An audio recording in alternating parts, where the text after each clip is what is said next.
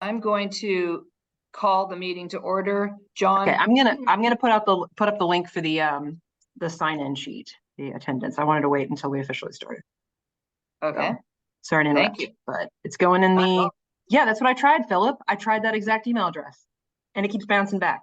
Sorry, hate to derail this with the great mystery of Sandy White, but anyway, here's the sign in for the attendance. If anything looks weird about it, blame it on Google Docs. I'll fix it. Check. Okay. Sorry, Mimi. Okay. Go ahead. Not at all. Okay, so we are officially going to start the meeting. And as I was starting to say, John is at a conference, so I think he can't make it. So we're going to be doing it ourselves. We've had a couple cancellations and we have a big meeting next time. So we might have a short meeting this time, although quite a few of the groups of the committees have something to say. And so does Michelle Rubino. So Michelle, I'm going to turn the floor over to you to start with us for the student scholar showcase. Awesome, thank you. Am I able to, may I please have sharing capabilities? I have 2 slides, super fast. Yeah. 1 second. I'm going to make you a co-host. Okie dokie. And you should. Excellent. Yes, I do. Okay. Hey, Lavonda, just no problem. If you just email me to remind me to go back and update the attendance from last time, I'm happy to do that. Come on, computer. Okay. Technical stuff is fun. Good morning, y'all. I just wanted to remind everyone to please point out the link to the Student Scholar Showcase to your students as we are working with them this semester. Frequently, we have many applicants who are spring semester students, and we've noticed that some fall students get left in the wayside and they come to the event and they say, you know, I did this cool project in the fall, why didn't my instructor mention this event? So here is the website on this slide, and I will plop it in the chat as well. But as you are working with students this semester, please encourage them to apply. The application is live on that website. If they're doing really nifty work, if they work really hard on something, if it's something they're very, very proud of. And we always say it doesn't need to be 1000% perfect. It just needs to be really cool work that people may not know about. It could be a niche project or a niche topic that people outside your department aren't aware of. The Student Scholar Showcase is Wednesday, April 10th at 5:30. It will be in Building 102 on the Barton campus, the Student Success Center. As the slide says, the application deadline is Friday, March 1st. So if your student has done an original composition, or if they would like to present with PowerPoint slides, or if they would like to put together a poster, we have poster instructions. If they have built something, or welded something, or painted something, or drawn something, or taken photographs, whatever project they have done, we would love to have it included in the showcase next year. If you have any questions, okay, cool. This is not behaving itself, of course. I have one more slide, y'all. I'm sorry, I don't know what is happening. My computer is frozen. That's cool. Well, I was going to show y'all the members of our planning committee, but my computer is having a Friday. So I'm going to stop sharing my slides and just say, if y'all have any questions about the showcase, you can contact me directly. Let's see, Chuck Baker, Rachel Cobb, Rachel Peterson out at the Northwest campus, Kathy Maples, Dr. Lee Maccabee. I think that's all of us. I may be missing one other person. Mondays, Fridays, it's been a long week, Philip. I don't know what day it is. But anywho, as you're working with students this semester, please encourage them to apply. And if you have questions, feel free to contact me. All right. Thanks. Can I say something, Michelle, about that? Yes. Yes. Just like that. I mean, I've had students read their poetry, like 2 poems, or make a poster if they're kind of worried about talking in front of people. Even, you know, interesting science experiments and stuff like that. Could be anything. I think that's that's what a lot of people don't know. I think they have to put on a production sometimes or some kind of a thing, but I hope to get a student to be part of it this time too. I'm not sure. Awesome. Look All forward right. to it. That's Thank it. y'all. Okay, thank you so much, Michelle. We will have examples of service excellence now. Does anybody have an example of service excellence that they want to share from staff or faculty member this last month or this last year that you've thought of?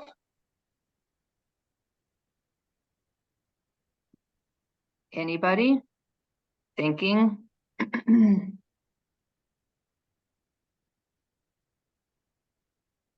Mimi, Yeah. hey, this is Kim. I'd like Okay. to recognize Tina Strutton and Bill Condon and for all their help with clinical planning and 25 Live schedules. Great. Thank you. Thank you. Got that, Liz? Hold on. Yes, I do. Though it helps to put the names in the chat so that I make sure I get the spellings correct.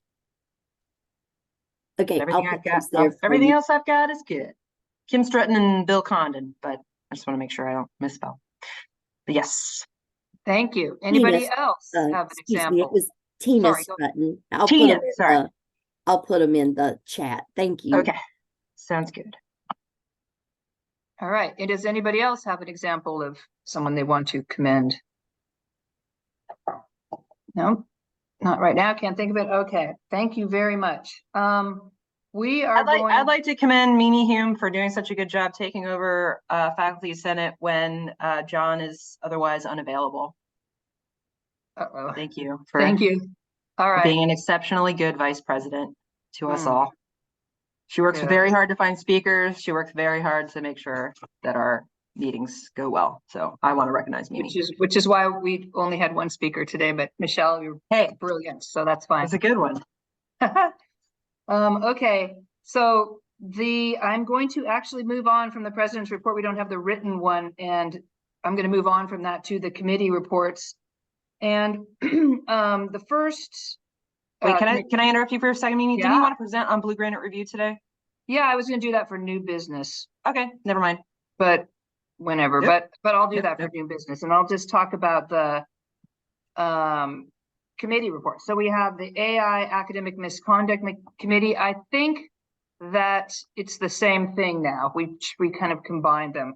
Does anybody want to say that they are not combined, because it was academic misconduct started before the AI stuff started happening, so it's sort of melded into each other. I think that's okay with everybody. Okay, I'm going to share. So first, the AI committee's been working on, and they've all been really great and helpful, academic or AI policy for the whole school. So and we've come up with something that we think is pretty good, but let me do something where I want to say like what the AI policy does not have in it or should not have in it.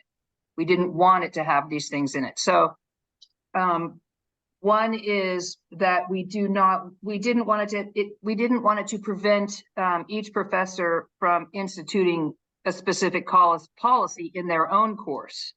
So it should not do that. We want each professor to be able to institute a policy in their own course that's tailored for that course. Also, we don't want to give specific individual policy or rules in the statement.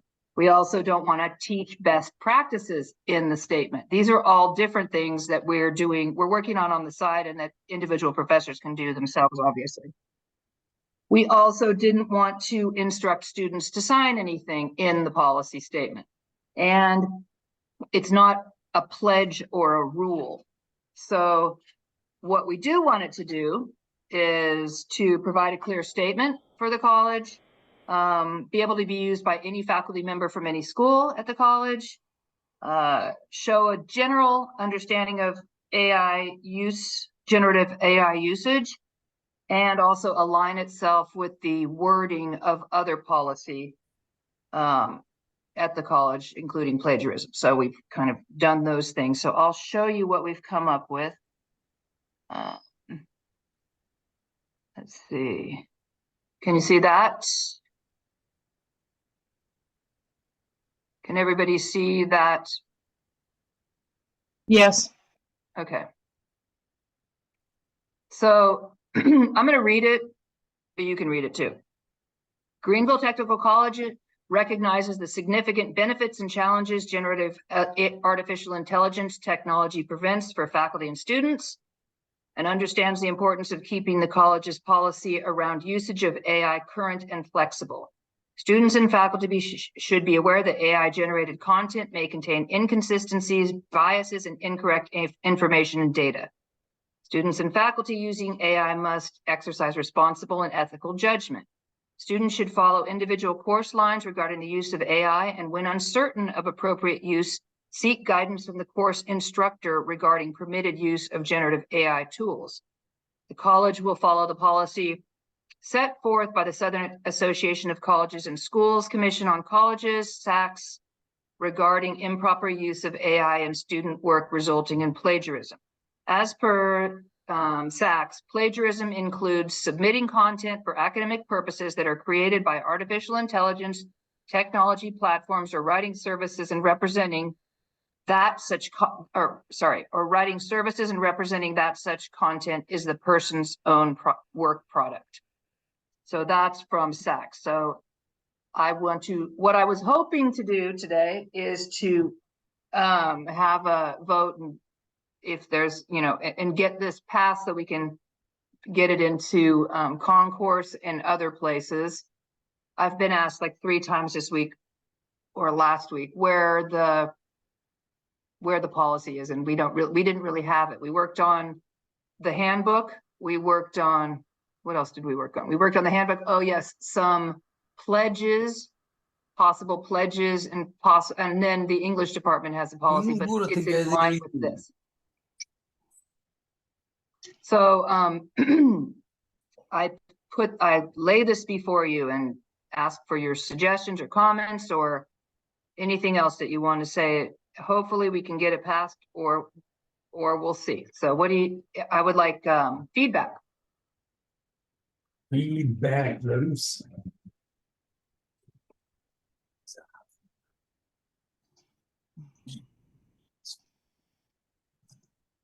Someone said something, but I couldn't understand it.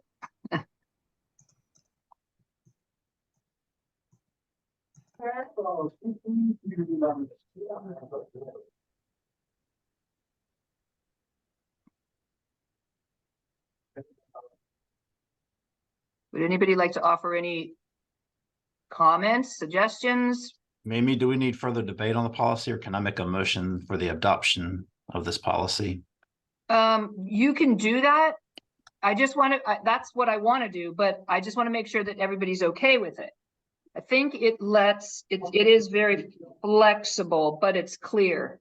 And one message that I tried to have in it is that we know what's going on and we are current. So, and I think that it's kind of stated current and flexible, and that, because not acknowledging it isn't a good policy. It isn't even a policy. So, and we did look at a lot of different policies from a lot of different schools, and some of them really do just say don't cheat and things like that, and some are extremely long and too confining, I think. So the short answer is yes, we can do that if nobody has any objections. Mimi, Kathy has a comment in the chat about interested how it might affect AI generated papers. I think that's going to come in as faculty training of us being able to recognize signs of what might be an AI generated paper, of because there are things that you can identify in the paper where you don't, where you recognize that the content is not factual, or there's something in the blip about I don't know. There are things that you can look for in the documentation that'll tell you this was not written by the student, it was written by AI, because not everything sinks into normal English language. Absolutely right. So that probably falls under the, the process. So this isn't really considering the process of finding out what individual papers or assignments are AI. And that we're going to do some training. We're going to do some of those little, I forget what they're called, those little teachable moment things, not teachable moment, but little teaching blips about different ways to identify AI, different ways to combat it, and the process, because we also been working on, with Nathan Sasser's help, the process and having a committee and all that stuff. This document is really just a more general, everybody can use it, have it in their class, and then from there, like I have a pledge in my class. I have a writing sample in my class. I look for papers using tools. That stuff could all be in training and other documents. This is free from all direction exactly. That's more on an individual states' rights policy, right? We're letting faculty have freedom. Can I don't just know ask a very basic question Totally. about composition? This isn't about the content. Content is fabulous. In the final sentence, why is the word plagiarism in quotes? Because it was in the original document. Okay. But that's a good point. That's a good point. Mhm. Yeah, why is it in quotes? Okay, just Since curious. since I didn't write it, I ignored it. Let's see. That's a good question. I think maybe we could take it out of quotes. Okay. Just curious. Plagiarism. Thanks. That's a good question. That's a good thing. I'm going to take it out. Don't you think? What does anyone else think? I think we should take it out of quotation marks unless you can think of any reason. I agree with Michelle. I had the same reaction. I was like, oh, we're using air quotes. Seems to take the wind out of the sails a little bit, So quote unquote plagiarism. I don't know. And quote changes the tone a little bit. Quote unquote Greenville Technical College.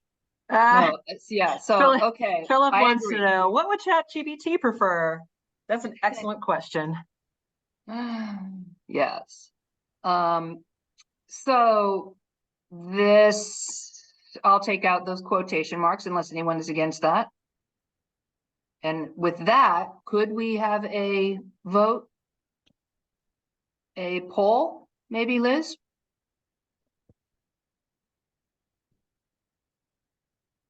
What do you think, Liz? Liz, are you there?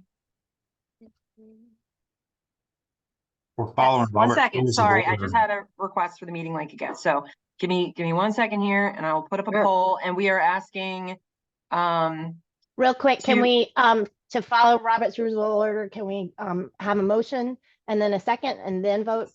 Okay, let's do that. Yes. Who would like to make a motion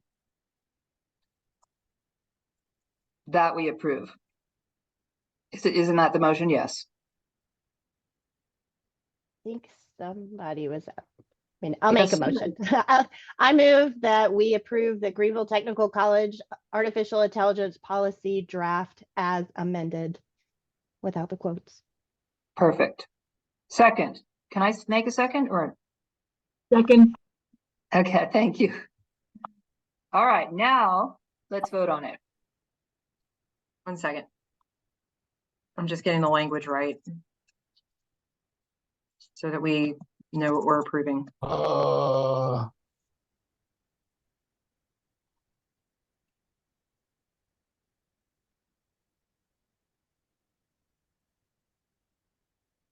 Okay.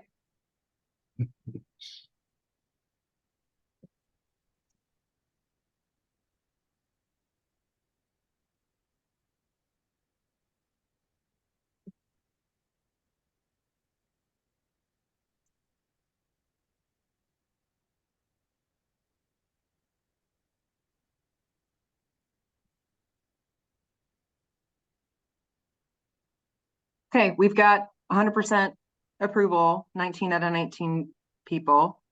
if anybody, there's 22. I don't know if I can vote, No. but that's clearly the majority anyway, so motion carries. It would appear. Okay, good. So we will present this and then hopefully adopt it. Thank you very much, everybody. All right. So now what else? What do we have next? We have the Adjunct Support Committee. Let me stop sharing this. Who is speaking for the Adjunct Support Committee?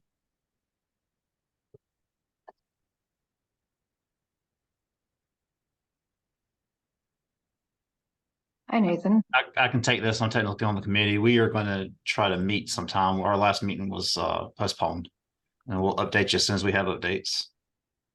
Okie dokie. Thank you very much. Thank you. And yes. And then next is the Safety Committee. We look forward to hearing from Catherine about that. Hi, we met on September 27th via Zoom, and basically we were trying to address two things. The first thing we wanted to do is, if you remember, at our August meeting, we had a presentation by Jackie DiMaggio, the VP of Finance, and she had presented a really great overview of kind of what the college's plans were to increase our safety and security. And so I just sent her an email kind of following up with that, and she said that they were on their timeline. And then I like specifically asked, it seemed like from our safety committee meeting that our concerns had to do a lot with like the rekeying of the buildings, and that, you know, we had just in our meeting, we have people that go to work really, really early, and some of us that stay kind of late. And so it was like the thought of having a card was very attractive. So anyway, she followed up with me about that, and she said that they are going to start rekeying some of the doors of the buildings next month, but she didn't know where they would start or any of that. So that's kind of exciting that that is actually kind of moving forward. So I don't know if anyone has any questions about that. Okay. Did she say which buildings they're starting with? She said she didn't know which ones they were starting with. I don't even know what campus they're starting with. Yeah, just had to ask. Yeah. Like, you know, everybody's wondering, so. I know. I'll follow up in a few more weeks and see if we can get a better idea, because I'm sure they're going to have an actual timeline of the building. So yeah. The second issue was something that came, it was an email that got started, a faculty member sent to John Bell about some concerns having to do with, the faculty member explained a situation where they were running a Zoom meeting for a Zoom classroom meeting and felt threatened. One of the students used some profanity and was very, I think, disruptive to the classroom. And so this faculty member kind of took it up the chain of command and had some concerns with the speed to which things were happening. And so when she sent the email to John Bell that nothing had really happened, I did follow up, and the student was removed from the class. So there was a process that took place. But our committee decided that it was kind of worth some research just to know the process that's in place to keep faculty and students safe in the classroom when there's a disruptive student, or if a faculty member especially feels threatened. So I did a little research, and it's actually in two places for our knowledge. The first is in the employee handbook, and it talks, this is under section 6, called Support Services and General Information, and it's called Threats to Public Employees and Emergency Procedures. And basically it says that if at any time any employee feels threatened, then they should go through the process of reporting the threat. Of course, if it's an immediate threat, you should dial 911. If you're not in immediate danger, you should report the threat to your immediate supervisor. And if your supervisor isn't available, you should contact Human Resources or the GTC police. And then if you feel like that your situation isn't resolved satisfactory, then or to your satisfaction, you should contact the Vice President of Human Resources. So that was kind of that process. Then as regards to how kind of the discipline of students happens, that is actually in the student handbook under student code. So it's the disciplinary action is in the student handbook, not the employee handbook. And it basically summarizes that it is the student's responsibility to act in a civil and respectful manner according to the college rules and regulations. And that as faculty members, it's our responsibility to outline what our classroom regulations and expectations are during that first week of class and in the syllabus. So just a reminder to, if you have certain expectations for your classroom, such as in a Zoom meeting, if you want everyone to show their screen, that should be outlined in the syllabus. But if the student does have, or if there is a disruption in the classroom, the instructor should provide a warning. And if the behavior, I feel like maybe in this situation where the behavior in the Zoom was very disruptive, that the student should have been dismissed immediately from the Zoom meeting. And if it was an in-person classroom, the policy states that they would be dismissed from the classroom and asked to leave the classroom. And then then you send a written referral to the chief services officer, is what's chief student services officer. So just kind of following up that chain of command, always in writing is going to be best to explain the situation. So that was kind of what we found out. I felt like it was very, at first we weren't really sure what the policy was and what kind of the steps you would take, but it is actually outlined. It's just in 2 different places. So. Are there any questions or suggestions? I'm interested because I think one of the things that the faculty member was concerned about is nothing seemed to be happening for a while. And that's happened to me before. And it's happened to some of my colleagues where the person wasn't actually dismissed from the school and he had done some threatening. And it seems kind of not very transparent, the process when it is happening to you. Has anybody else had that experience? Because I think that's one of the problems. Yeah, it's all fine and dandy when we read about the process, but when we feel disconnected from what's actually happening, we don't know if the guy or the girl or whatever is going to come marching in at some time. And I don't know, it doesn't feel that safe when it's happening. I don't know if anyone else thinks that or has had an experience. I've had an experience where I had to remove 2 students from the classroom, but it wasn't that they were threatening me. It was that they were disregarding me, wouldn't do anything that I asked them to do, and just blatant disrespect.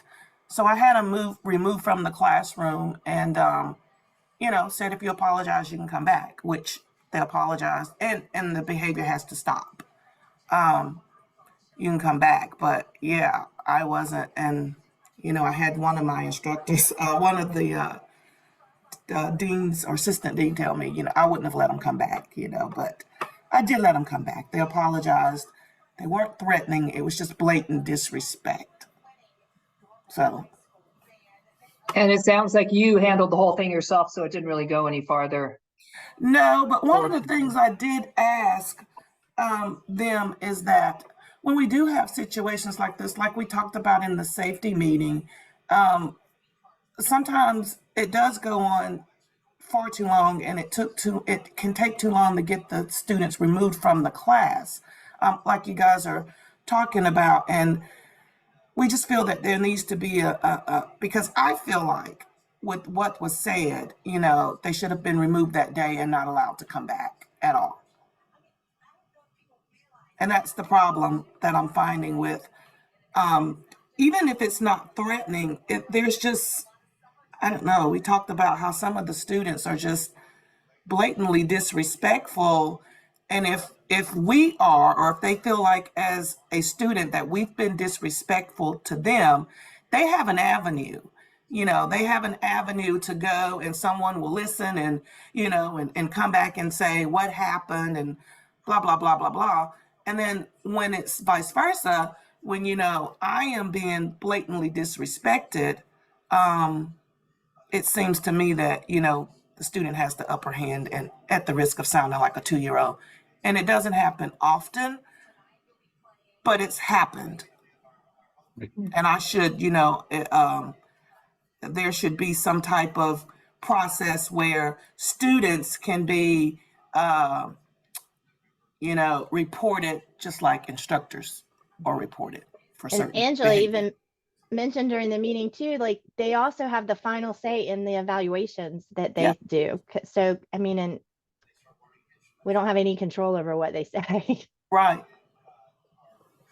Yeah, obviously the balance of power has changed so much, even from, I don't know, 20 years ago, like as far as us being respected, our word being taken as, I mean, and clearly we want to make sure that it's fair, these things are fair to everybody, but it seems like we don't have as big of a say as a student does sometimes, which is kind of hard.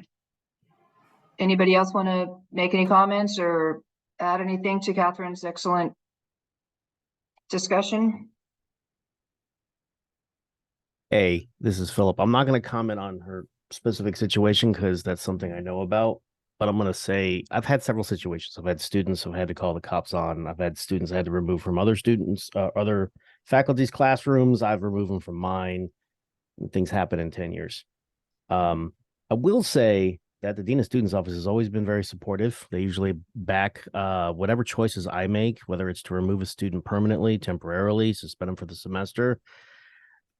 That's my first avenue is always to go to Brett and Travis. I know Travis is leaving, but the speed sometimes in which I get responses is a little slow. I probably in the last couple of years, I've made more decisions myself and then let them know what I was doing simply because it just takes too long. But I have yet to have a situation where they didn't truly have the faculty's interest at heart.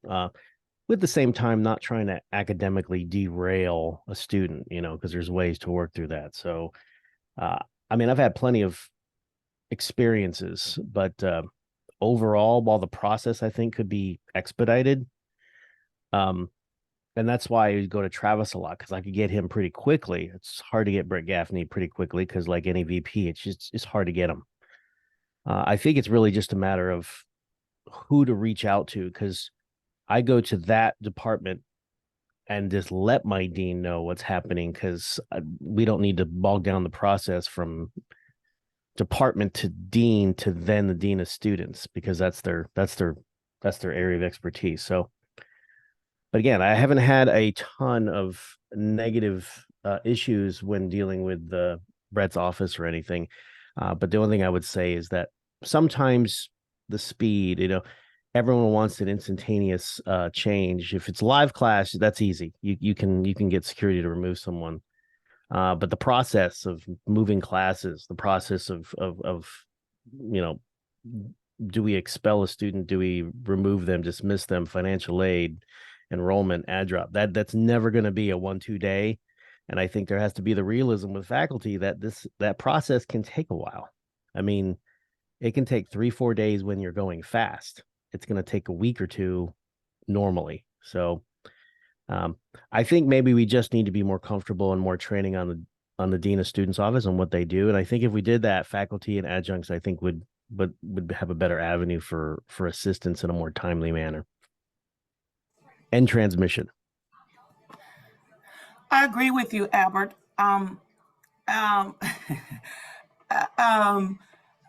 I left the class to go get security and no one was down there but Patricia. Patricia called Brett and Brett got Angie to, she got someone to go up and remove the students from my class and then ask, what course of action I wanted. And I said, if they're willing to apologize and tell me that the behavior will stop, then they can come back, and, actually I have the students in, they took a class of mine again. So they're in class again. So I think they learned their lesson, and they're behaving now. But, in certain situations, I just think that,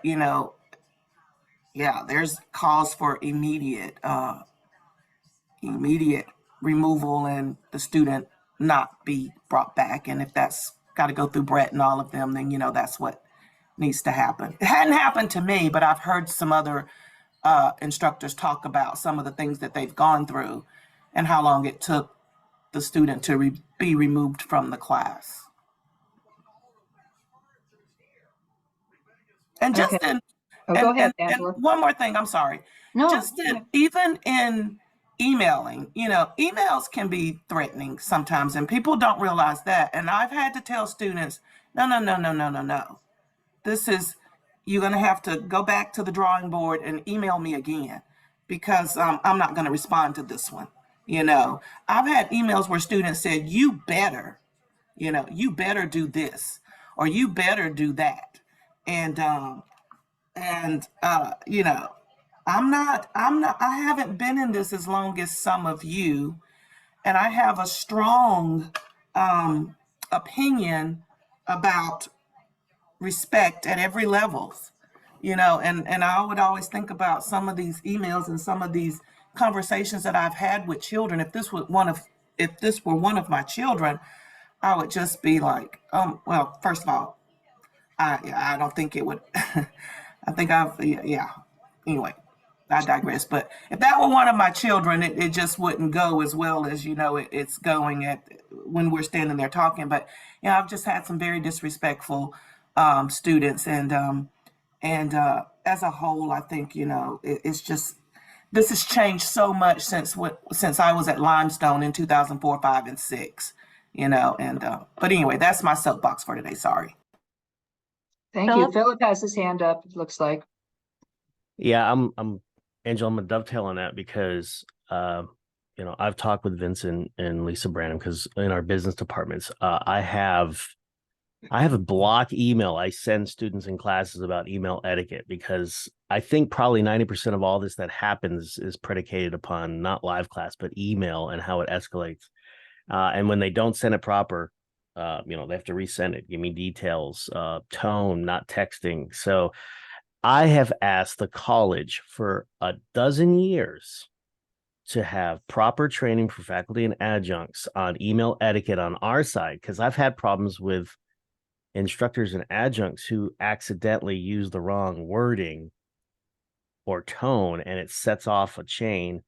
But at the same token, have something we can present to students. So kind of like having that AI presentation to students. There's a small little section of the syllabus about student professionalism, but there is nothing that addresses email etiquette, and it really needs to be added. And I'm having to add it into my courses so we can predetermine at the beginning of the semester, this is how you email. This is how you email groups. This is how you email your instructor and fellow students. So sometimes maybe a little preventative measure can fix that. Philip, would you be willing to share your template for the instructional material that you give students about that? Yeah. It's I created it for AOT because I teach one of their capstone classes, because they have to learn to be professional, because that's their degree. And then I adopted it for CPT in my classes, but it's not a long one. I'll send it to the executive group. You guys can distribute it. That would be perfect. Thank you so much. Catherine. I totally agree. And that's, I have a specific section in my course policies for email etiquette. Like, you have to address me as Dr. Friedman, or else I'm not responding to you. And you have to sign your name, and it's not, hey, and we're not using like a letter U for YOU. I mean, yeah, I think email, I love the idea of having training on the faculty side and like making sure that our students, I mean, most of these students are going into vacations, and they need to know how to send a proper email. Yeah, I think, Kathy, I mean, you could, in your campus security group, that could be something that could be addressed, at least I think, about either training or more clear direction on what to do. Probably training would be good too. So it's something to think about.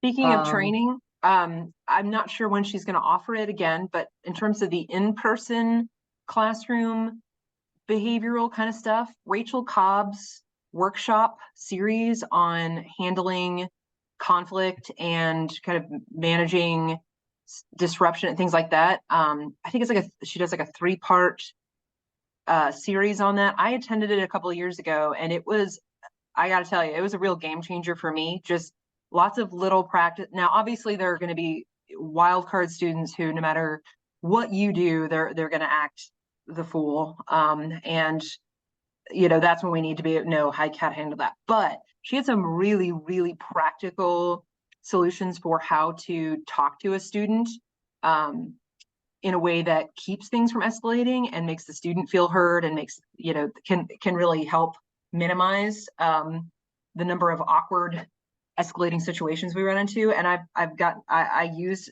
quite a few of the strategies in my own classes, and they really do work. So I can ask her when she's going to be offering that again, if y'all would be interested. I was wondering about that, Ashlyn. She says it's an assignment in College 111. I was thinking it might be. Yeah, it's literally like one of the very first assignments that they have to do in the first week of a 4-week course. They have to send their instructor an email or a course message that has that starts with a greeting and has certain amount of information in there, check for spelling and things, and like they get graded on that and we respond to it. And that plus so many other assignments in that course, like because courses in general are using Blackboard and other like measures online more and more, it just was like, I didn't know that there was even a course like that. It seems like more than just online students really need to take that course, or a variation of it at least.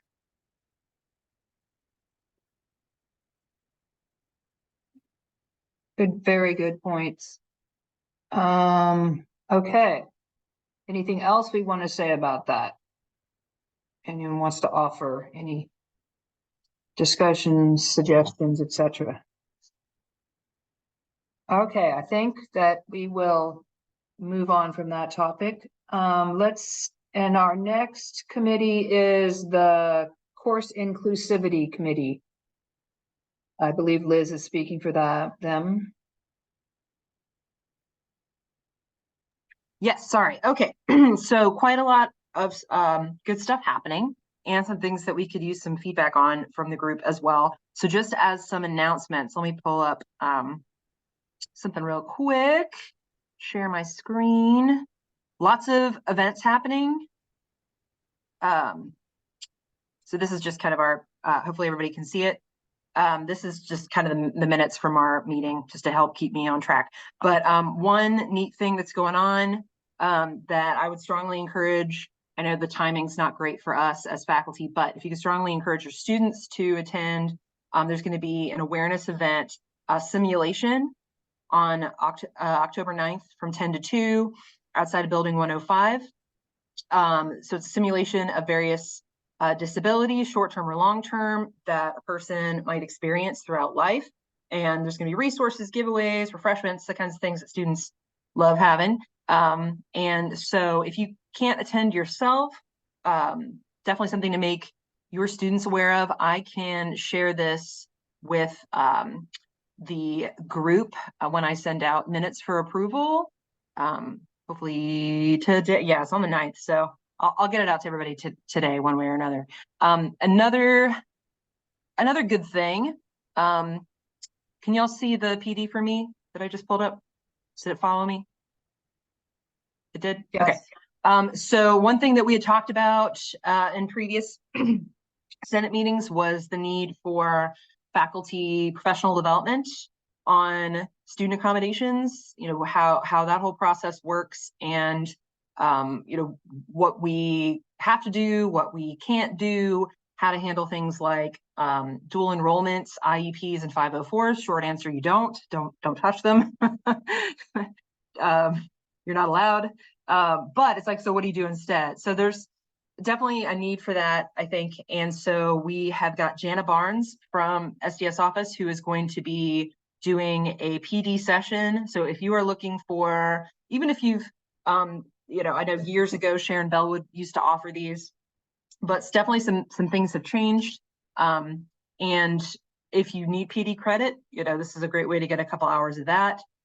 So I will share this with everybody as well. And also a neat thing is that Jana will be taking questions ahead of time before the event. So if there are like specific things that you want to ask or talk about, specific concerns or queries that you have, there's going to be a form where people can submit the questions.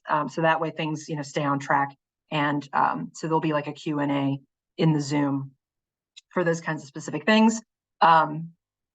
Just again, to keep things on track. So I'll send out the stuff for it's in PD for me, but you know, still nice to have a link that goes right to it because there's a lot of things in PD for me. So it'll be over Zoom. And yeah, I hope I'm definitely planning to be there, and I hope that a lot of y'all can attend as well and share with your own departments.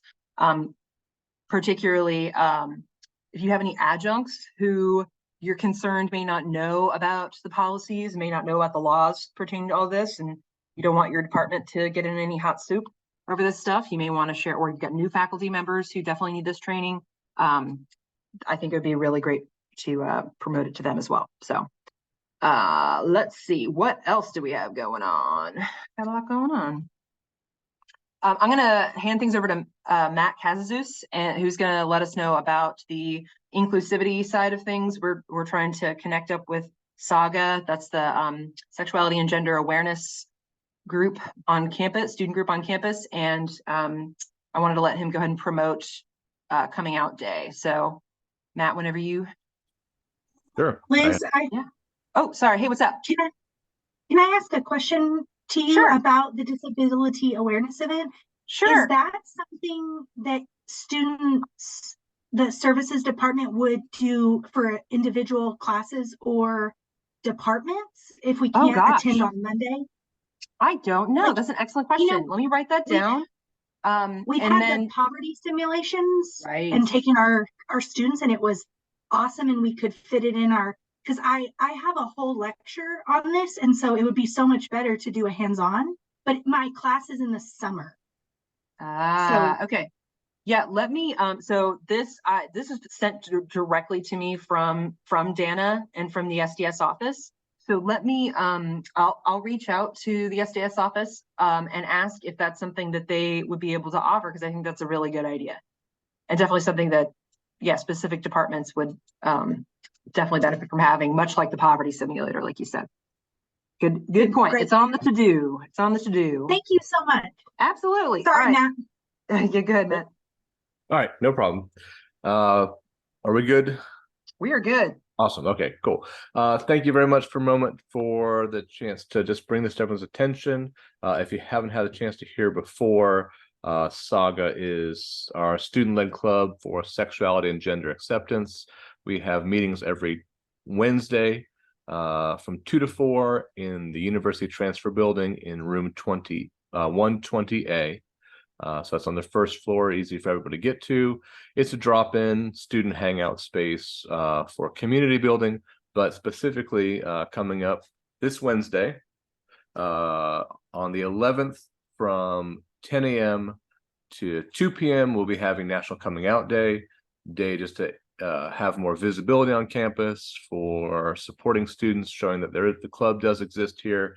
And all the staff, students, and faculty are welcome to stop by, pick up.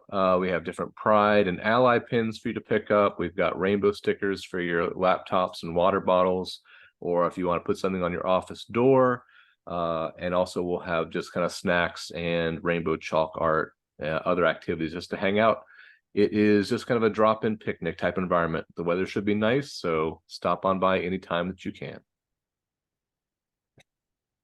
Thank you, Matt. Okay, so another thing that we are looking into is adding a faculty accessibility component to our work. So Ashlyn, if you don't mind being on the spot for a second, this was Ashlyn's idea, and I think it's a really good one. And I'm gonna go ahead and turn the mic over to you, Ashlyn. And we're kind of in a beginning stages here, talking about what what we need or what faculty need in this regard and who we might talk to about that. So we are open to ideas, but I'll go ahead and pass it over to you, Ashlyn.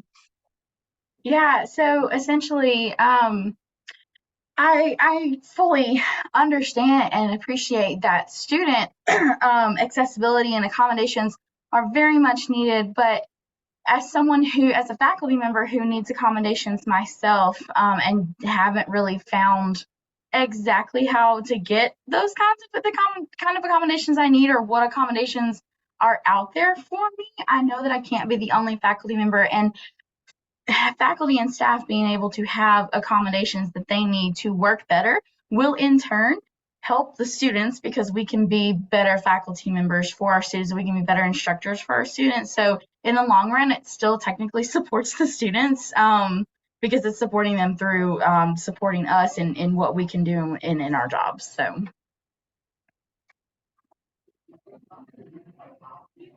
Liz, did you want me to say anything else about that? No, that's a really good introduction. So yeah, like I said, we're kind of in the beginning stages of talking about like how we can increase faculty accessibility, what the particular barriers are, much like kind of we did with what we're doing with Dana, to figure out, okay, what are the barriers and how can we as faculty senate create some policy changes or access, better access to things that can be a benefit to faculty as a whole. So we can just kind of let that mull for right now. But if anybody has any like immediate things kind of bubbling up for them, like, oh, what we should do, or what would be a good thing for us to work, talk about as the Senate, we are open to it, or we can just let it mull until the next meeting.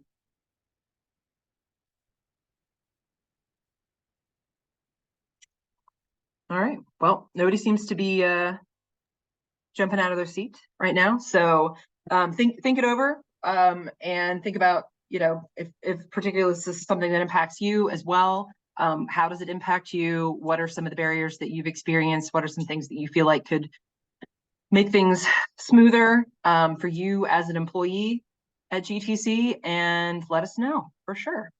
So another thing that, just because we just can't get enough, and there's so many, once we deal with for another thing, we are also working with Art Cartwright, who's not a Senate member, but who was very interested.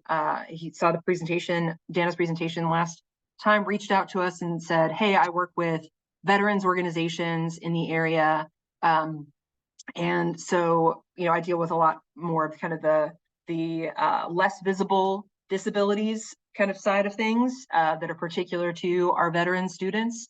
And so I would love to connect them with Dana, and that, inspired us to say, hey, that isn't something that we had really thought about, as like, okay, what are some particular issues to our veteran students that we could be, addressing to provide them a better learning environment. So again, we're open to ideas on that as well. Or if you have any particular experience with that you'd like to chime in on that for us, we're open to it, but just letting y'all know, we are investigating that side of things as well. We were going to have Jana Barnes talk to us today about the buddy program, but she couldn't make it today, so we're going to hold off on that until next month. But it's a good idea. It's basically helping. It's going to be not to spoil her presentation, but the idea is that neurodivergent students who might need not like a formal mentor or a tutor or anything like that, but just, as the name suggests, like a pal, buddy, just somebody to be there for them, that will kind of be formally paired up through the SDS office to, again, help our neurodivergent students navigate the more social and executive functioning aspects of the college experience, but also make some friends at the same time. So, okay, one other thing, and this is kind of a big one. So on-campus transportation. So this is something that would be, it's a big ask, but basically, the presentation we had last time from Dana highlighted a lot of barriers to accessibility, and one that is infrastructural is getting between buildings for students who have mobility issues. And so there are, colleges even in our local area who offer on-campus transportation for students through their disability services office, like golf cart, basically transportation. We have been told that it's too expensive from an insurance standpoint. And how do I put this nicely? Like, we don't accept that. We don't accept that answer. If we have students who are, they have safety concerns because they have limited mobility and they're unable to navigate the sidewalks or get safely between classes or get to campus housing from their classes in the evening. This is going to become an even bigger issue as the weather turns colder, and we have things like ice and stuff like that. So we're not going to let go of this particular topic. We think that for one thing, that it could be a really good Intern 360 grant tie-in. So we're going to be reaching out to Amber Morgan to see if that's something that their internship program could provide student interns who, as their internship, that's what they do. They do the golf cart transportation system. So like I said, there's other schools in the area, such as Clemson, that have a program like this already. And so it may be, of course they have a lot of money as well. But Philip had a good suggestion. Could we perhaps have the foundation look for donors who can fund the specific need? That is not something that had occurred to us, Philip. I'm going to write that down right now. But that seems like a really good place to start. Any other thoughts on this? We could definitely use all the brain power we can get for suggestions on how we can make this a reality. It seems doable, and it's definitely necessary. Sorry, Liz. Go ahead. Are there any local golf cart companies that we could contact about becoming a sponsor for this program? That's excellent advertising. Not that we want to bring advertising on campus, but if they can give us service so funds. good. Yeah, that's a good question. I don't think it's the cart that's the issue. It's the insurance. Oh, no. I mean, like, they could help fund this program, and then maybe the golf carts that we use have a sticker that's subtly placed. But, like, we are using golf carts for this program. Can you help us sponsor? And then I don't know. It works for both of us, really. Oh, yeah, it does. It does. And Philip, I know exactly which ones you're talking about because I used to live down in Pelzer and I used to drive by those all the time. So as soon as you said golf cart company, I was thinking the same thing. Yeah, I mean, in close for inclement weather, I think there's like plastic sheeting you can kind of use on a golf cart to keep it kind of a little bit more enclosed in the inclement weather.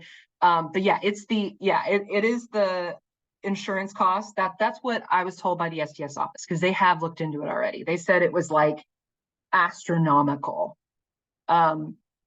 which I'm not sure why. We didn't really get clarification on why it would be so. I don't know. So that could be something to look into as well. Like, why is it so much higher?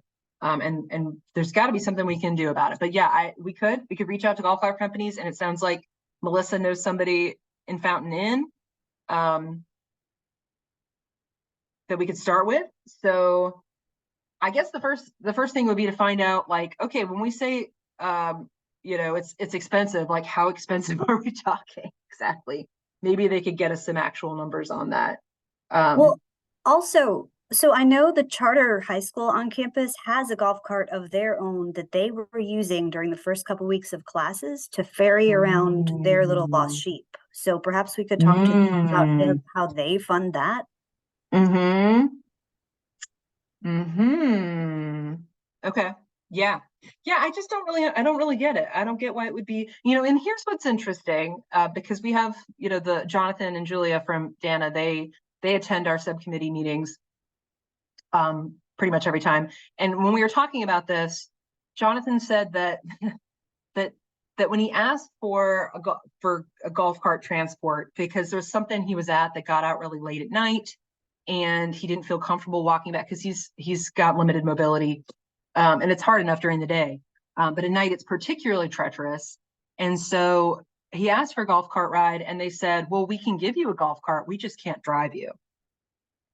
Which he was like, that doesn't help me at all. It's the driving that I need someone to do for me. I'm physically incapable of driving myself. So that's what I feel too, Catherine, that the liability of not having it, like if something happened to Jonathan or another student because they asked for transportation help and they were denied that. And I find it really frustrating that we're so reactive rather than proactive when it comes to these things. You know, we're just going to let things continue to be a problem until we get sued.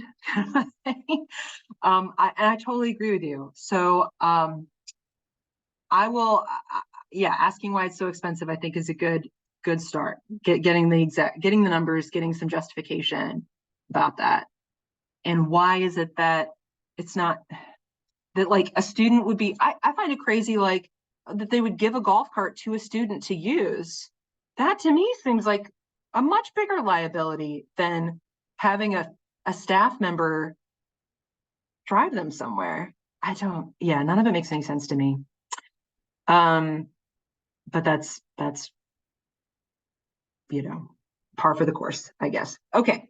That's a good point, Melissa. Do they not already have insurance on the golf carts we already have? I mean, I would have, of course, they must. So I'm wondering, like, what the sticking point is here. Like, is it the issue of, okay, well, once we have a student in that golf cart, now we've got liability? Yes, I think that's probably what it is. But again, we can find out why, we can find out how much it increases the insurance, and then go from there. Because we'd hate to, there was a suggestion from one of our subcommittee members about getting, like, the ACLU involved. But obviously we'd it'd be preferable to have everybody work together in-house to make this happen versus bringing in outside pressure to do the right thing. I really like the idea of asking the foundation. Like, if they have specific donors who have this special interest in their hearts, that could be it seems like it would be a good place to start, because Agreed. As we know, we can donate to the foundation, and we can donate to the foundation in general, or we can donate for a specific thing. Like, the donors can donate for that money to go to a specific area. So that's nice. I guess. So I think so too. I think that's a really good avenue to look into. And yes, we can specify, like, you can, like Phil says, you can specify an account. Okay, and Melissa said, oh, thank you. Okay, Melissa's going to reach out to Garrett to get back to us. And we need to, we need to get some numbers, and we need to get in touch with the foundation. Agreed. That hadn't even occurred to me. That's an excellent idea. Thank you, Melissa. Working those contacts on behalf of our students. We do appreciate it. All right. So that's a lot going on. And I'm really stoked that y'all are feeling as passionate about the on-campus transportation issue as we are. There's plenty more issues to go, but one thing at a time, I suppose. And then, if hopefully y'all can attend the PD session for student accommodations and promote it to your respective departments and faculty members, because it's important information we all should have. And it's been a really long time since the college has offered any sort of training on that. So I think we could probably all use a refresher or learn for the first time about what our obligations are. And so I'll send out that information and stuff about the simulation. And please make sure to show your support on the 11th for Saga as well and our students. So that's it, unless anybody else had any questions or concerns or things they wanted to talk about vis-a-vis accessibility and inclusivity. Lots to think about there. Thank you very much. Yep. Oops. Okay, so let's move to remote work. Remote work is John's baby, and he's not here to talk about it. So we haven't, that's not something that we're building upon right now, I don't think. But we will get back to him when he gets back. Whoops. And then we have the LibGuide Library Committee. I know that I think they've been working together, and I'm not sure who's going to be the spokesperson for them, Michelle or whoever else is on Faculty Senate who is helping you with that. Would love to hear from you.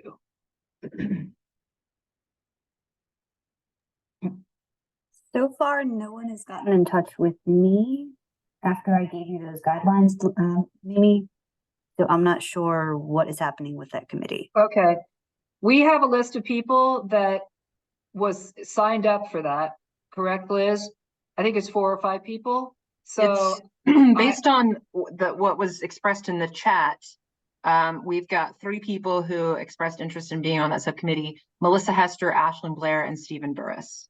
Yes, yes. My notes. So we will, I'm not sure if anybody wants to say anything about that, but we will email them, and hopefully you guys can get in touch, and more work can be done on that, or some work can be done on that for you, Michelle. Okay, if you want to just send me those names, then I can take it and run if that's easier. Perfect. And do. Tell us all again what we're doing. Just, I know, that's okay, Stephen. And I know that, or so that we know what you're going to be working on in case anybody else wants to do it too. Sure. So back in, I believe it was 2018, a Faculty Senate committee was formed to create a faculty resource guide. So frequently we have those questions about, where do I go to find my advisor? Or where do I go to find the travel forms? And then you have to dig through the great mystery that is GTC for me. And I forget what the new name of it is now, SharePoint. But it's difficult. So what we did was we created kind of this centralized hub for all of these links. And while I'm talking, let me grab that link and plop it in the chat. But again, it was created in 2018, and certain links have changed, and certain departments have changed, and responsibilities for things have changed. And there is a form on the guide that I'm about to put in the chat, where folks can submit edits, suggest edits, or recommend changes to the guide. And all of those changes come to me. And it would be great to have kind of a standing committee for Faculty Senate from now until the end of time, where, once a semester, maybe twice a year, when I work with the committee, we'll determine the frequency. But if everyone could just take a couple pages from this guide, take a look at them, and then see if any edits are necessary, or see if you notice any glaring mistakes, or maybe click on a few links and see if they still work. But it's just, there's a great amount of content on the guide, and I can take a look at it every now and again, but I would like there to be a maintenance plan in place, since this was a tool that was developed between the library and Faculty Senate. Does that make sense? Yes, it sounds good. I will volunteer myself too. I like the idea of taking sections and just saying, this is your section, do it. Yeah, I don't want to. Sometimes it's just, people need to be told like what exactly they're doing, so that, and then it's like a project that they can. Yeah, I don't want it to be overwhelming. We'll make it approachable. We will parse it out. We will share all the responsibilities. But again, with that sharing, that would be so very much appreciated. Great, thank you. Anybody else want to add to that? Yeah, I like that direction, Melissa. And okay, so thank you very much, Michelle. And so we have the LibGuides, and now we have old business, but I think we've pretty much covered the old business in our committee reports. Is that true? Does anybody want to say anything about something that we were talking about that we seem to not be talking about right now? I think things are moving along in the right directions. Hopefully. Okay, nobody. All right, let's talk about, well, we have new business. So we do have some time this time. And I want to share something about the Blue Granite Review. And then if anybody else wants to bring up any new issues, ideas, or policies for the future, or things to regard, I don't know, things to regard or for us to consider, then that would be great. But let me share, I'm going to talk just briefly about the Blue Granite Review. And can we see this picture? Yes, can we see it? Yep. Let me get rid of this thing. All right. So Blue Granite Review, for those people who do not know, or maybe people who do but have forgotten, we've been around for about 20 years, if not a little bit more, under a different name. The Blue Granite Review is our literature and arts magazine, which contains student work. So every year we publish in the spring, and we would like people to submit their submissions. So what we do is we have a hard copy magazine which comes out, and we also have an online version. And now Liz and I are not trying to take over the college, and we've been working on this a lot longer than we have together on Faculty Senate, but she happens to be the online editor, and she does a beautiful job with the website. So we have a website and we have a hard copy version. And what we're looking for is fiction, nonfiction, or drama, that's student work, poetry, art, painting, drawing, ceramic, sculpture, photography, graphic design. Obviously, there'll be photographs of those things for the digital magazine, or for the magazine. And then for the digital magazine, all of these things are included, and as well as films and short films. We'd love to get some of those. Or if you have ideas about what might be considered art, we'd love to have submissions or suggestions. So the submission guidelines, the deadline is March 15th. So I'm always taking submissions. I have some submissions, but we are always looking for more. And students don't know about it sometimes. And if you would like, I can send you, I will send you all these flyers. We try to put them up around the college, but they don't get to the other campuses sometimes. And I will send everybody this submission or this flyer. And so 5 submissions per student, and then it tells you some image resolution stuff. And this is the address for submissions. Let's see. I think that's about it. Liz, do you want to add anything to that?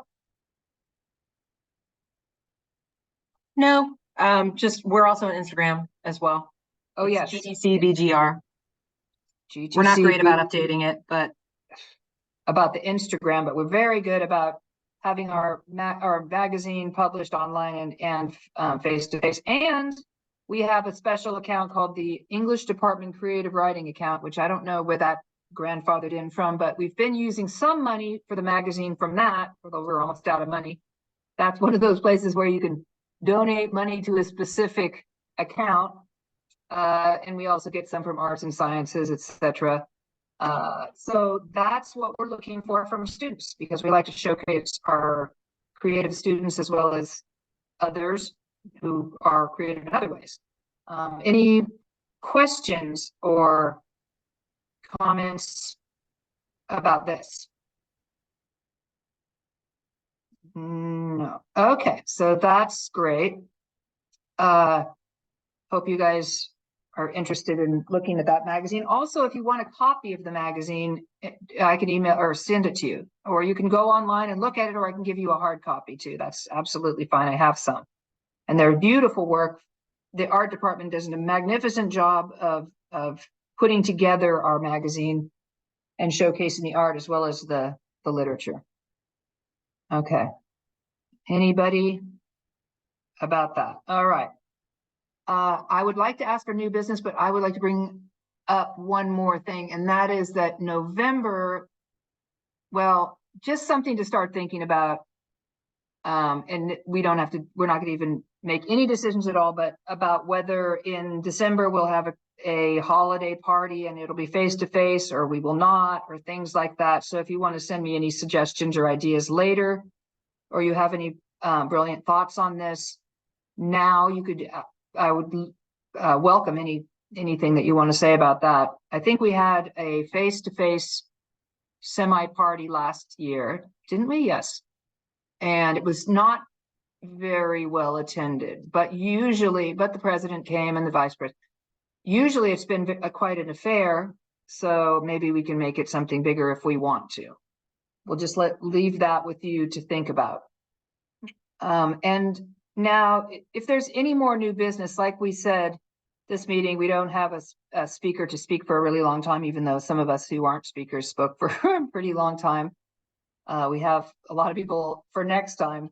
So does anyone else want to offer any, I don't know, ideas for new business or things that the Faculty Senate should be paying attention to or take under consideration or advisement?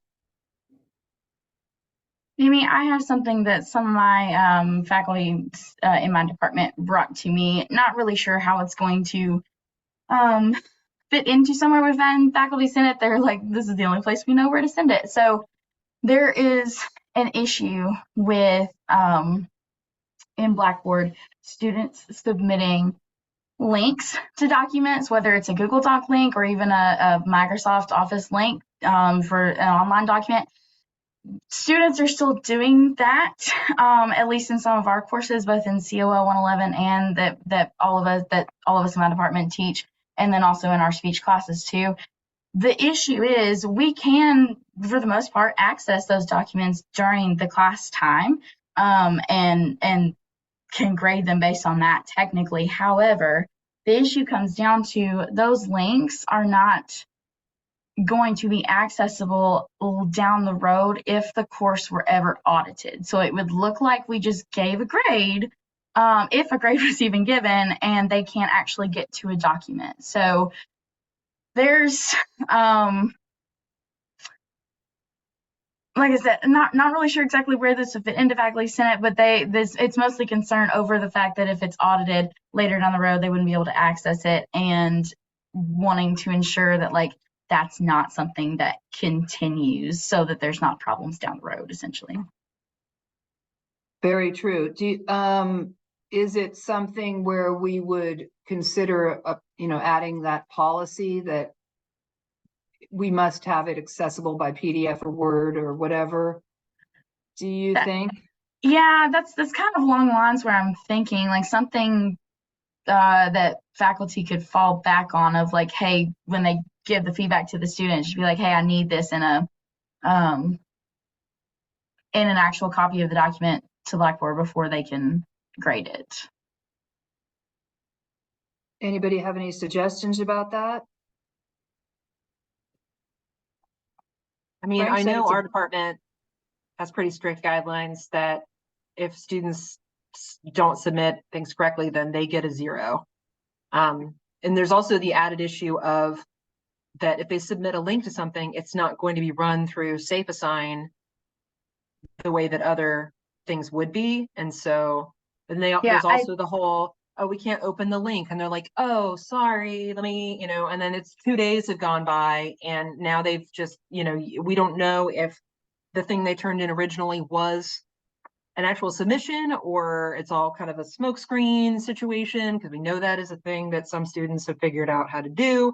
And so our department's got a pretty staunch policy on that. I'm not sure we all stick to it as staunchly as we should, but we do have a specific policy about that in our in all of our assignments. Yeah.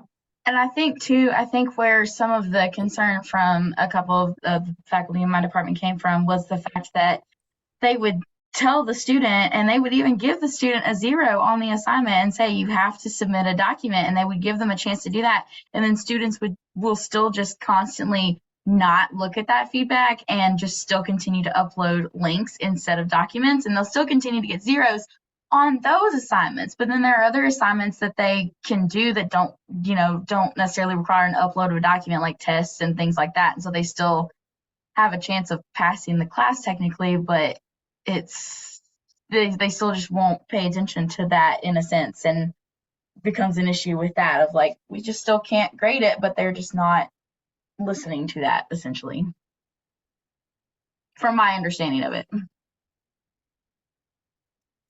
Would you like the English department can give you our policy. I'm not sure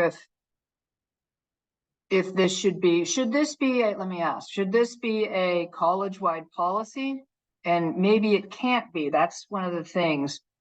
But does anybody have anything I don't know, any ideas about that?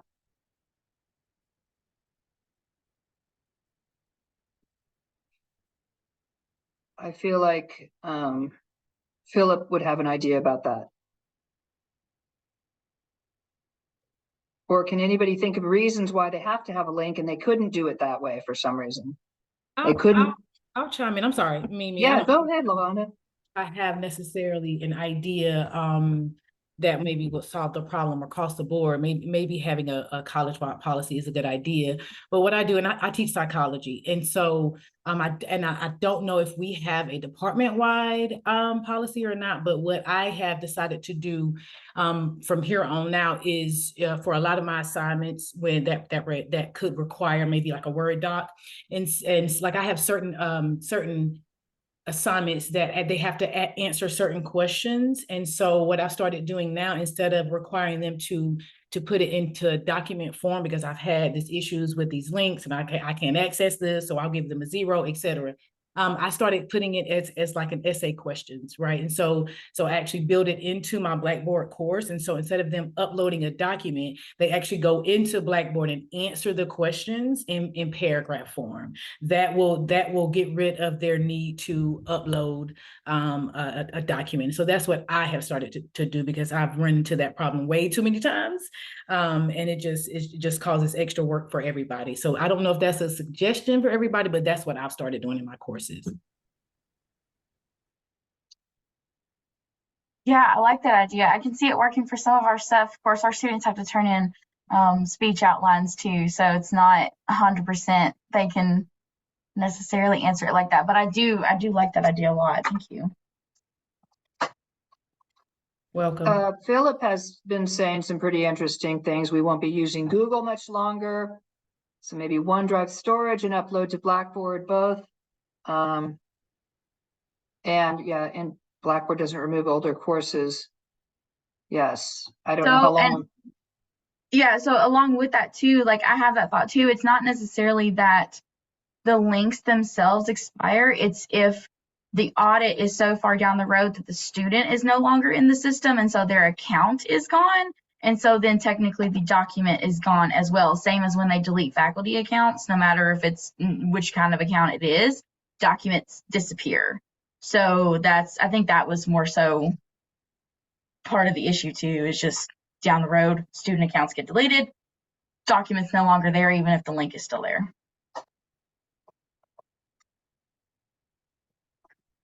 I'm reading what Philip says. So Yeah, Philip, they don't have there's no great methodology for long-term storage. Yeah. Other than videos. I had this problem with artifacts, if a student's done and I'm using it for oral competency, and they give me a YouTube link because they were using YouTube for their videos. Basically, we had to just download them, upload them to a permanent site. There's not a great answer for that. I mean, it's almost, if it's for an assessment or a learning outcome, it's almost like exporting the gradebook. It's exporting the artifacts. Yeah. Because you're not going to get everything. You're not going to get every upload of every Word document. But if you're going to have an assessment item, we'd have to, at the end of the semester, just, download them and put them in a storage location, whether it's a document, PDF, MP4, whatever. That's what I'm having to do. And I've had in the past had to ask Lee to unarchive a class to grab things. And I know that's going to be an issue because I just noticed with this transition of masters and ultra, a lot of classes have disappeared from 2022 on the once run. So I've had to go back and say, I need you to unarchive them, and he'll put them on the test server. He won't put them on the live server. So it's just a temporary way of grabbing stuff. But I told him, I said, well, classes that use assessments should probably be available for 2 years, even if they're on the test server, because at any given day, you need to go back and get something, and it's a process. So I don't know what their plan is. I know Google goes away after a year for a student. So after a year, they're gone. Their storage is gone. Faculty is even less so for Google.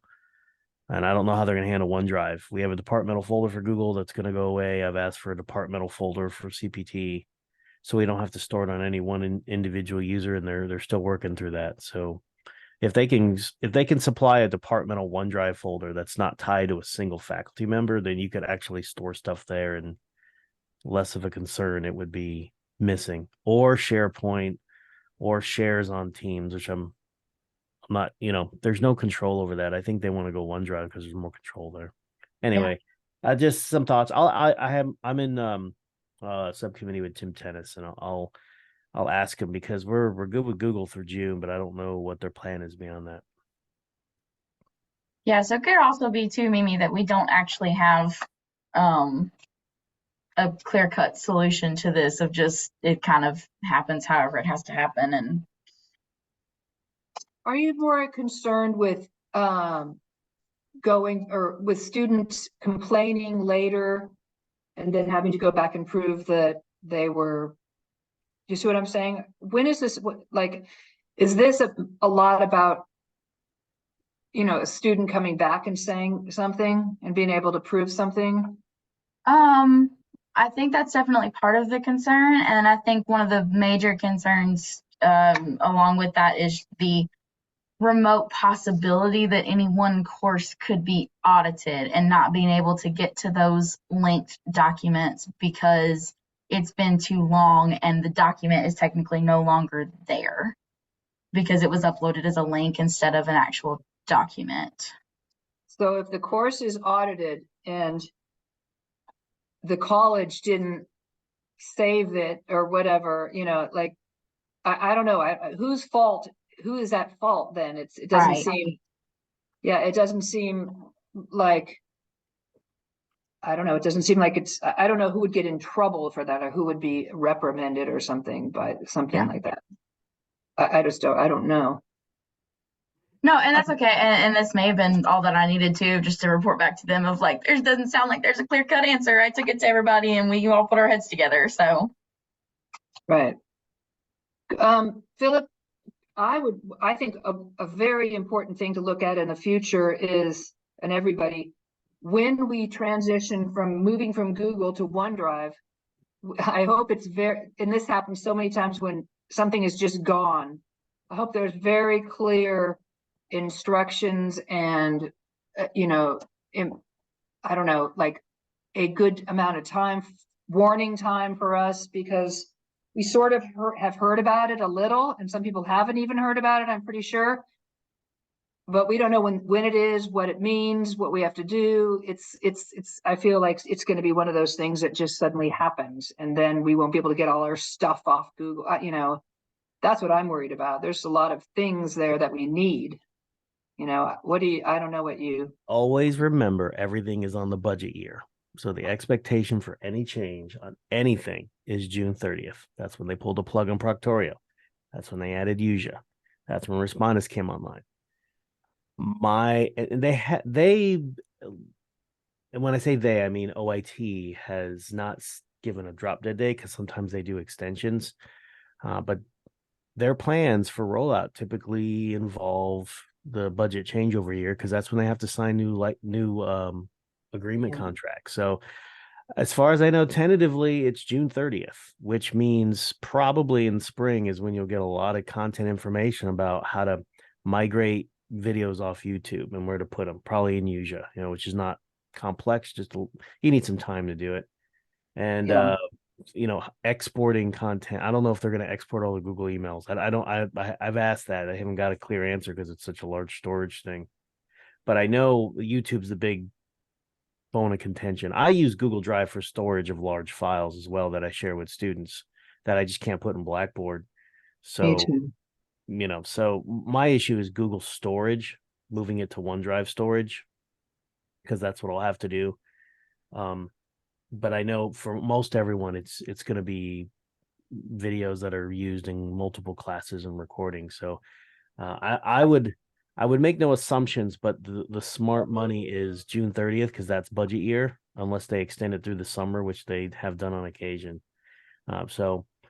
We haven't met. We didn't meet last month. Hopefully we'll meet this month, and I'll ask again because both Tim and Lee are both on there, and there's a lot of moving parts with that. It took them a lot longer than they thought to move Outlook. It took them an extra couple months to move all the Outlook to 365. So I would not be surprised if they are targeting end of June for a complete changeover. Yeah, and it's just to point out that June 30th is like the middle of summer, so some people aren't even. I hope that they give us information before the end of the semester, the spring semester, so that people can work on this rather than saying it in June when a lot of people will be surprised or not have time or be in Mexico or whatever. Can we invite OIT to come to a faculty senate meeting? Yes. So we can ask them these questions directly. And also George Abraham and Tim Tennis, because one will give you the overview and the other one can give you the infrastructure view. Okay. And then beyond the storage of documents and YouTube, my concern is that all of our Zoom accounts are tied to our Google email addresses. So is there a plan for that as well? Yeah. Exactly. I will contact them because we need to start to understand what's going to happen. That's a big change. Anybody else want to say anything else about that? Well, I know that the plan is to not have two email accounts. Yeah. It's to have a single email account that can be used for everything, for good or for bad. Yeah. I don't know how I feel about that, but I think I sort of like the idea of simplifying everything, but I just want to make sure we can simplify it without it being too complicated. But that probably won't happen. Okay. Does anybody else want to say anything else about that? Ashley, I don't know if your question got answered, but I will send you that policy. No, yeah, I think this was at least suffice enough for now for me to take back to those who brought it to me. So I thank you guys a lot. Yes.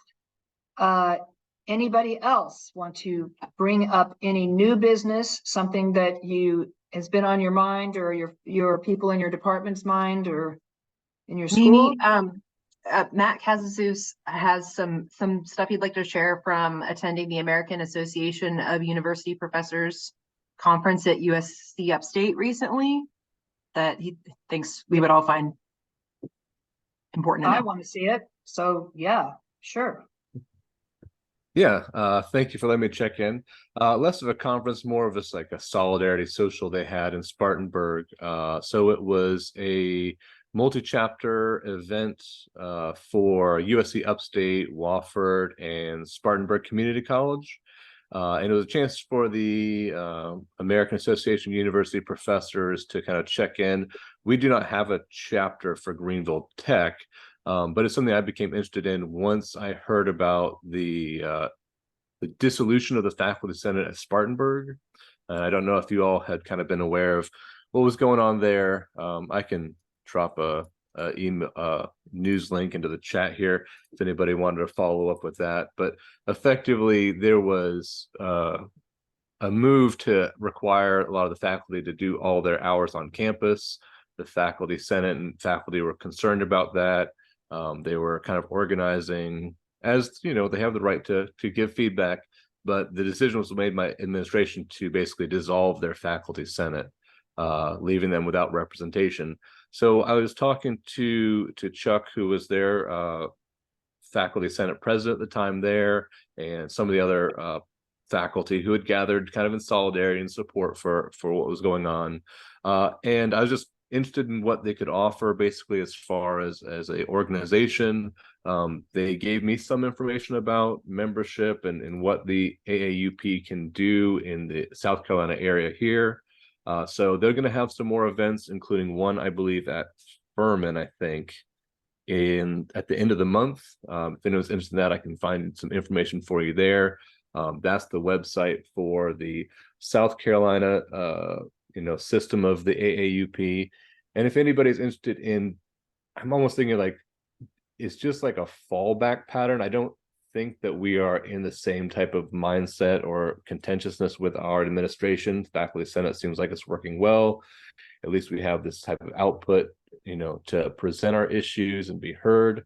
But in my mindset, it's just kind of like installing fire sprinklers before there's a fire. If we ever needed to have a backup system, if we never needed to have some type of organization that existed apart from administration and Greenville Technical College, the AAUP can be a venue for our faculty to have a space to have their concerns met, be heard, and organize in a way with solidarity with our other other faculty across the upstate.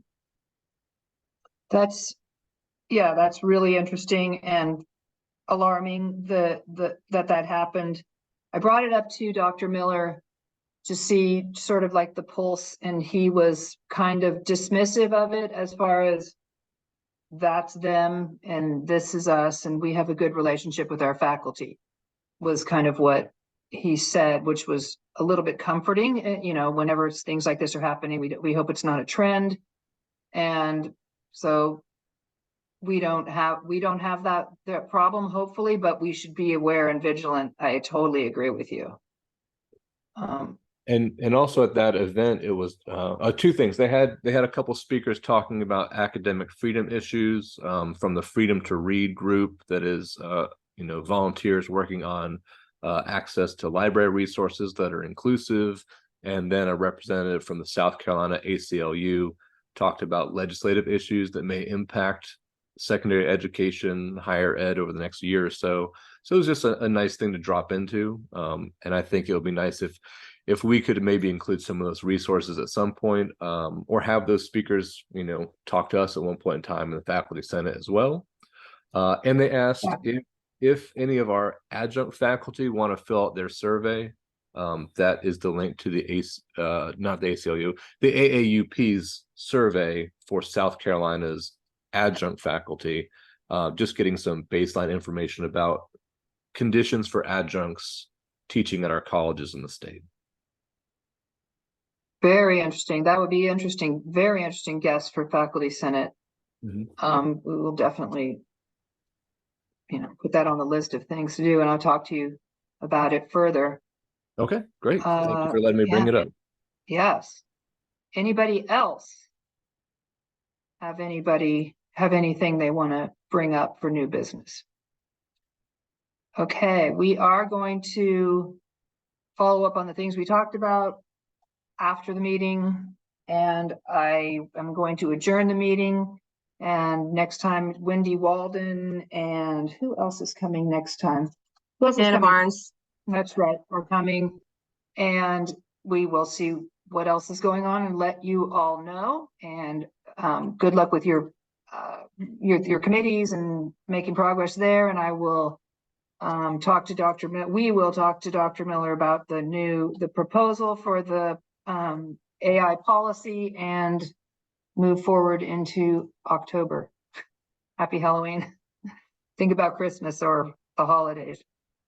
All right, thank you so much, and we are now adjourned.